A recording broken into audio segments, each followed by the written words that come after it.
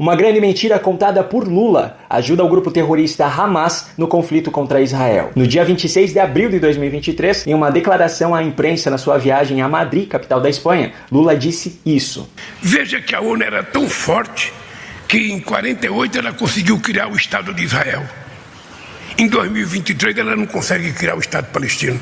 Essa afirmação foi repetida por ele outras vezes esse ano e se trata de uma mentira. E agora eu vou explicar o porquê. A ONU fez uma proposta de partilha desse território em 1947, em que israelenses e palestinos ficariam com territórios quase que com a mesma área e Jerusalém seria uma cidade de domínio internacional. Os israelenses aceitaram essa proposta, mas os árabes, os palestinos, não aceitaram. E essa não foi a primeira vez que houve uma tentativa de partilha desse território. Em 1937, a Comissão Peel, criada durante o mandato britânico na Palestina, propôs uma divisão em que os palestinos ficariam com 80% do território e os israelenses com 20%. Os judeus, os israelenses, aceitaram a proposta. Os palestinos não aceitaram. Voltamos então a 1947, a segunda proposta de partilha. Em meio a um contexto de um recente fim da Segunda Guerra Mundial, em que 6 milhões de judeus foram assassinados pelos nazistas e a inviabilidade do mandato britânico continuar gerenciando o conflito na região, a recém-criada ONU ficou incumbida de resolver a questão. No final de novembro de 1947, a ONU aprovou uma proposta, Israel aceitou e os palestinos não aceitaram. Aliás, os países árabes, a Liga Árabe, formada por Egito, Síria, Líbano e Arábia Saudita, não aceitaram a proposta e ainda declararam guerra aos israelenses. Foi em meio a essa guerra árabe-israelense que, em 14 de maio de 1948,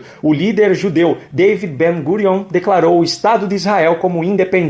E imediatamente os países árabes, inclusive, declararam guerra ao recém-criado Israel. Em 1967, com a Guerra dos 6 Dias, Israel conquistou e assumiu o controle dos territórios da faixa de Gaza e da Cisjordânia. Em busca de um acordo de paz, Israel ofereceu devolver esses territórios para que eles fossem usados para a criação de um novo Estado palestino. Essa foi a terceira proposta de partilha do território. A Liga Árabe respondeu então com os famosos 3 nãos. Não para a paz com Israel, não para o reconhecimento de Israel e não para negociações com Israel. A quarta proposta para a partilha do território foi em 2000, quando o primeiro-ministro israelense Ehud Barak, o presidente da Autoridade Palestina Yasser Arafat e o presidente dos Estados Unidos Bill Clinton se reuniram para tentar negociar um acordo. O primeiro-ministro israelense ofereceu toda a faixa de Gaza, 94% da Cisjordânia e ainda metade de Jerusalém para que fosse a capital do novo Estado palestino. Yasser Arafat recusou a proposta e ainda iniciou a segunda intifada, uma guerra que durou até 2005. Houve ainda uma quinta proposta, feita em 2008, que além de recusada pelo presidente da Autoridade Nacional Palestina, Mahmoud Abbas,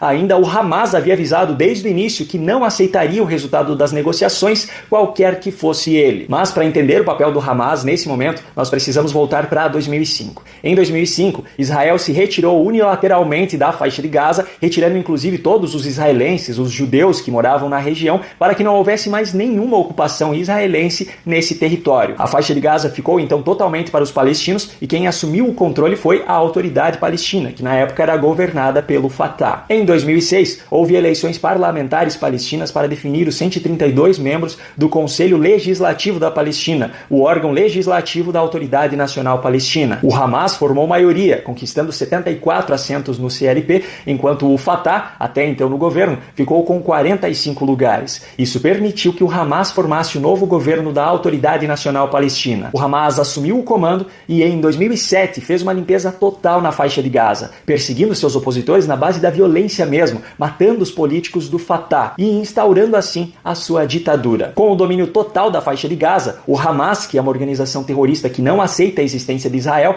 passou a usar então esse território como base para atacar Israel, bombardeando o território israelense, sequestrando pessoas, etc. Diante dessa situação, Israel fechou então a fronteira para evitar esses ataques, ou pelo menos para dificultá-los, o que é óbvio, qualquer país faria. Só que isso fez com que a narrativa de que a faixa de Gaza é a maior prisão a céu aberto do mundo fosse construída, dando assim um falso argumento àqueles que de forma completamente ignorante defendem os ataques terroristas feitos pelo Hamas. Essa narrativa mentirosa, no entanto, ignora o fato de que em períodos de normalidade, cerca de 20 mil palestinos cruzam a fronteira diariamente para trabalhar em Israel e mensalmente cerca de 8 mil caminhões também entram e saem por essa fronteira. E também ignora o fato de que a faixa de Gaza tem uma fronteira de cerca de 12 quilômetros de extensão com o Egito. E mesmo o Egito sendo árabe e muçulmano, assim como os palestinos, essa fronteira também é fechada, pois o Egito sabe muito bem como é a atuação do Hamas e não quer lidar com esse problema. Então, por razões muito óbvias, a faixa de Gaza é um território com fronteiras fechadas, mas não por culpa de Israel e nem do Egito.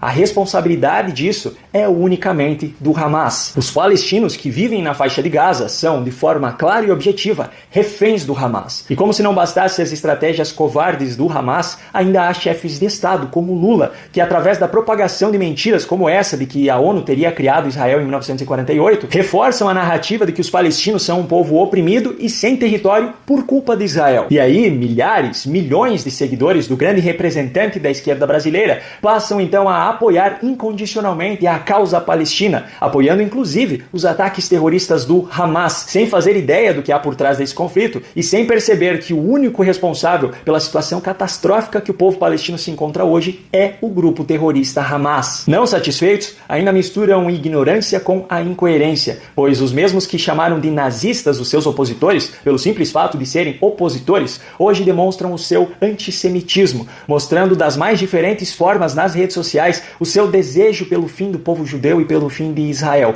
E ainda por cima, sem se dar conta ou sem admitir que isso é discurso de ódio.